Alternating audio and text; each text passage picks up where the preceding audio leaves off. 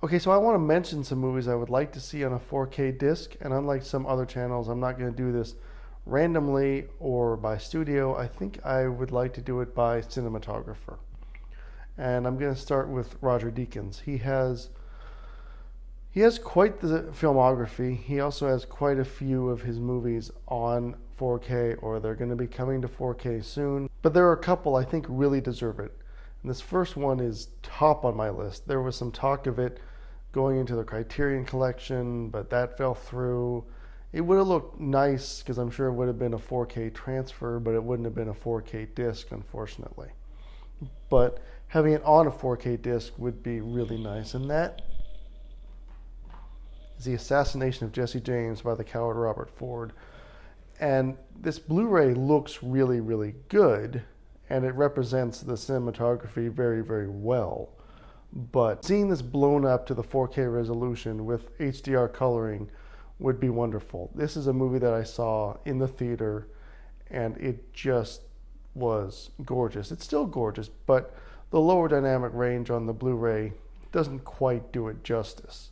It really is one of the best shot movies of this century, let alone decade. That shot of Jesse standing there waiting for the train in pitch black, and then the train lights come around the corner and that's all you see and it fades in, is one of the best shots. And then the really soft glass look that you see in some of the scenes gives it a very nice old-timey vintage feel. It's a really, really good movie. Yes, it's a slow burn, but it's really wonderfully acted and very well written, and of course very well shot. That is top of my list for 4K Blu-rays. Okay, and then the other one that I would really like to see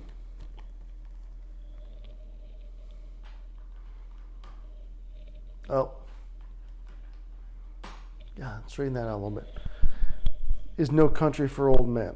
All of his work with the Coen brothers has been really fantastic, but I would love to see this one. The colors in the film and the scope of it just really lend itself very well to the 4K format.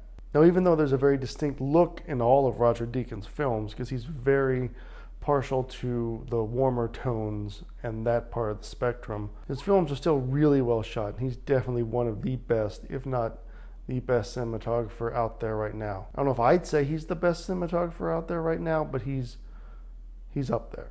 Okay, so for Roger Deakins, those are the movies I would really, really like to see on 4K in the next few years or so. All right, thank you.